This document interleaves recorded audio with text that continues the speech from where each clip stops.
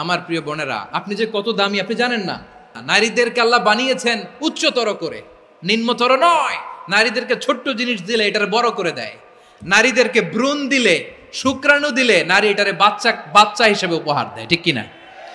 বিয়ের মাধ্যমে স্বামী যখন তার শুক্রাণু তার স্ত্রীকে উপহার দেয়, স্ত্রী রিটার্নে কি উপহার দেয়? ফুল ফর্ম বেবি, মানব সন্তান। দেখছেন, আপনি দিলেন একটুক, উনি দিছে বিশাল। আপনি যদি নারীকে বাজার এনে দেন, নারী এটাকে সুস্বাদু খাবারে রূপান্তর করে দেয়। আপনি তাকে একটা মুচকি হাসি দিয়ে দেন, সে তার কলিজা দিয়ে দেয়। কিন্তু যদি আপনি তার মনে কষ্ট দেন, সে আপনার জীবনকে জাহান্নাম বানায়া দেয়। খবর আছে, নারীর মন বুঝতে পারলে নেয়ামত, বুঝতে না পারলে কিয়ামত, ঠিক কিনা বলেন? নারী যে কত সম্মানিত, নারীর এটা বুঝেই নাই। বিশ্বনবী বলেন, আর দুনিয়া কুল্লুহা মাতা ওয়া খায়রু মাতা'আদ দুনিয়া আল মারআতুস সালিহা।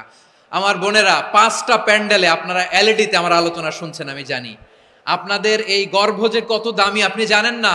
আপনার পেট থেকেই আসবে আগামী দিনের সালাহুদ্দিন আল আইয়ুবী।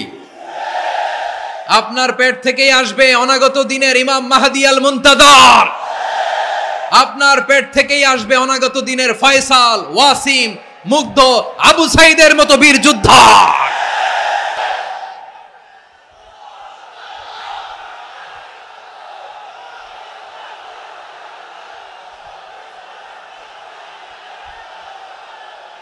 আমার প্রিয় বোনেরা, আমার প্রিয় বোনেরা, বিশ্বনবীর কথার ওজন খেয়াল করেন। আর দুনিয়া কুল্লুহা মাতা ওয়া খায়রু মাতা'আদ দুনিয়া আল মারআতুস সালিহা।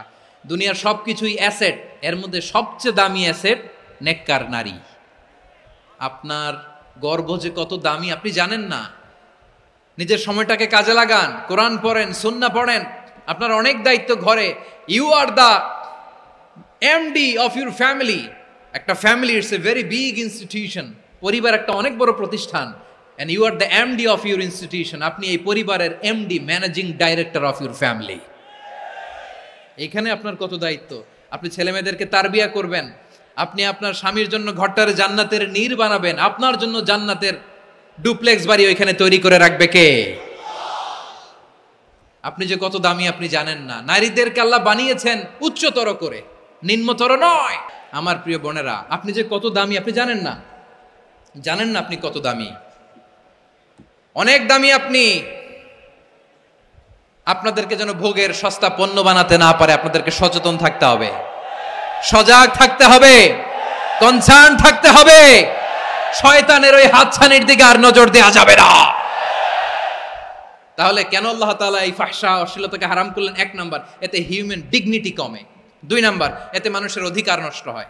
আপনি বিয়ে করেছেন, এরে পরকিয়া করেন, ওর সাথে এরকম আছে না নাই?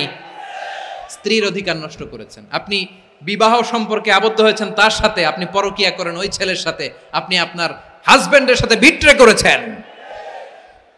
এজন্য আল্লাহ অশ্লীলতাকে হারাম করেছেন। অশ্লীলতাকে হারাম করার আরেকটা কারণ হচ্ছে আল্লাহ তাআলা এই হিউম্যান জেনারেশনকে এটাকে প্রিজার্ভ করতে চায়। হিফজুন নাসল, এটা মাকাসিদুশ শরিয়ার অনেক গুরুত্বপূর্ণ একটা মাকাসিদ, অনেক গুরুত্বপূর্ণ।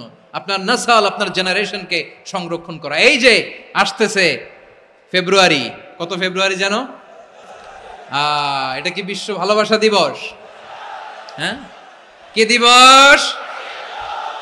এই বিশ্ব ভালোবাসা দিবসের সাথে মুসলমানদের কোনো সম্পর্ক নাই। আমার প্রিয় ভাইরা, এই যে আপনি অবৈধ সম্পর্কে জড়ালেন, কেন আল্লাহ অশ্লীলতাকে হারাম করেছে দেখেন। বলতেছিলাম যে এটা আপনার নাসল, আপনার জেনারেশন, আপনার লিনিয়েজ, আপনার বংশকে প্রিজার্ভ করা। কে কার বাবা, কে কার মা, বাবা মা জানা, প্রজন্মকে প্রিজার্ভ করা, এটা ইসলাম ওয়াজিব করে দিয়েছে।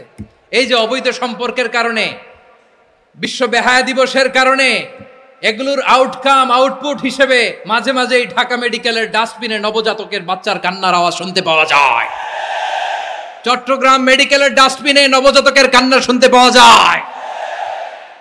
বীর চট্টলার মুসলমানেরা বুঝতে পারলে আওয়াজ করে বলেন, এই যে চট্টগ্রাম মেডিকেলে যে নবজাতকটা পাওয়া গেল, ওর বাবাকে আমাকে বলেন।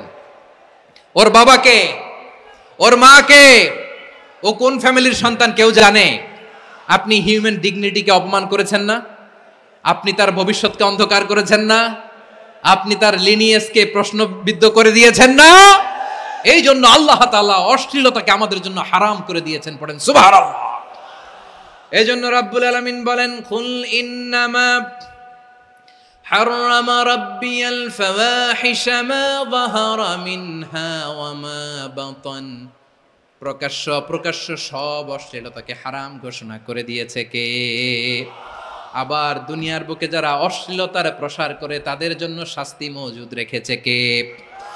রব্বুল আলামিন বলেন, ইন্নাল্লাযীনা ইউহিব্বুনা আন তাশিআল ফাহিশাতু ফিল্লাযীনা আমানু লাহুম আযাবুন আলীমুন ফিদ দুনিয়া ওয়াল আখিরাতি ওয়াল্লাহু ইয়ালামু ওয়া আনতুম লা তা'লামুন।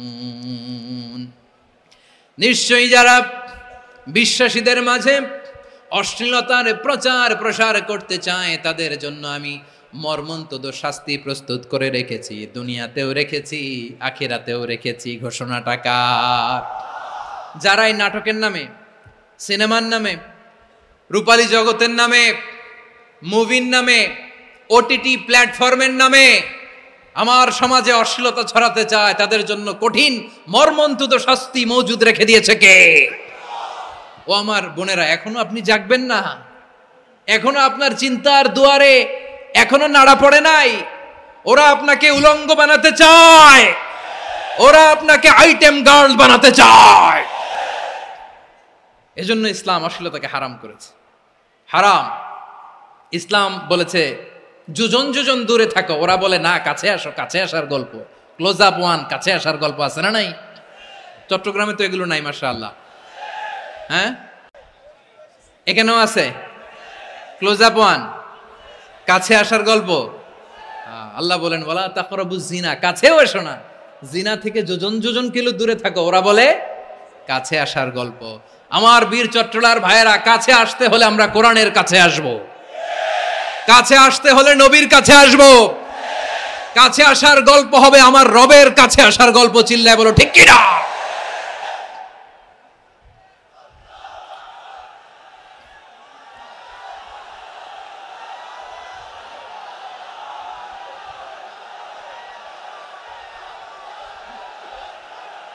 বসুন বসুন আমার ভাইয়েরা। তাহলে অশ্লীলতার সাথে আমাদের কোনো সম্পর্ক?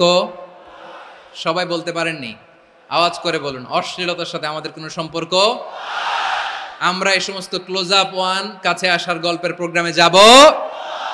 আমরা কোন ধরনের অশ্লীল কন্টেন্ট সোশ্যাল মিডিয়ায়, টিভিতে দেখব? কি যুগ যে আমরা কাটাচ্ছি আপনি কল্পনা করতে পারবেন না। পর্ন ইন্ডাস্ট্রি, নারী পুরুষের বস্ত্রহীন যুগল দৃশ্য, এটাকে দিয়ে ওরা কোটি ডলারের ইন্ডাস্ট্রি বানিয়েছে। পুরো মানব ইতিহাসে এরকম জঘন্য সময় মানব ইতিহাস পার করে নাই। পর্ন এটা ইন্ডাস্ট্রি হয়ে গেছে। আমাদের এই যুবকগুলো, জেনজিগুলো, ওদের চরিত্র বাঁচাবে কি করে? কেমন করে হেফাজত করবে ওদের এই মূল্যবান চরিত্র? আমার প্রিয় ভাইরা, সুস্থ পুরুষ তার বায়োলজিক্যাল গ্রোথকে হরমোন দিয়ে স্টপ করে দিয়ে সে সার্জারি করে নারী হতে চায়। সুস্থ নারী পুরুষ হতে চায়। পুরুষ পুরুষের প্রতি সেক্সুয়ালি আকর্ষণ বোধ করে। এটা লূত আলাইহিস সালামের কওমের মধ্যে ছিল। এটাকেও আল্লাহ কোরআনে ফাহিশা বলেছেন। ওয়ালুতান ইয ক্বালা লিকাওমিহি আতাতুনাল ফাহিশাতা মা সাবাকাকুম বিহা মিন আহাদিম মিনাল আলামিন।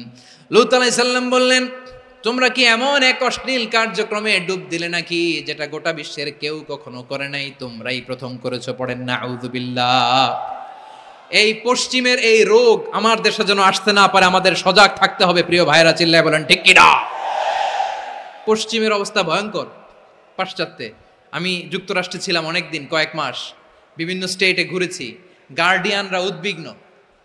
ছেলে মেয়েদেরকে, ছোট্ট ছেলে মেয়ে, ওদেরকে জিজ্ঞেস করে, তুমি how do you feel right now inside yourself? তুমি ভিতরে ভিতরে কেমন ফিল করো? তোমার কি ছেলে ছেলে লাগে না মেয়ে মেয়ে লাগে?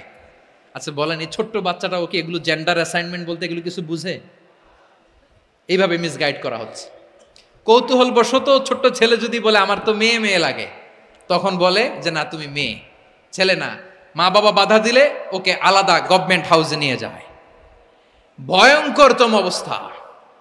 আমরা একটা সময়ে শুনতাম যে হুজুর আমার ছেলেটা খুব ভালো, হাফেজে কোরআন, আল্লাহওয়ালা।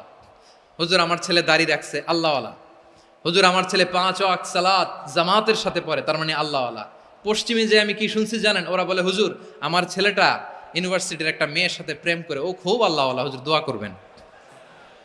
এর কারণ ওদের কাছে আল্লাহওয়ালার ক্রাইটেরিয়া হচ্ছে হুজুর আমার ছেলেটা আরেক ছেলেরে পছন্দ করে নাই, আমার মেয়েটা আরেক মেয়েকে ভালোবাসে নাই, এজন্য আমার ছেলেটা আল্লাহওয়ালা, হুজুর ওর জন্য একটু দোয়া করে দিয়েন।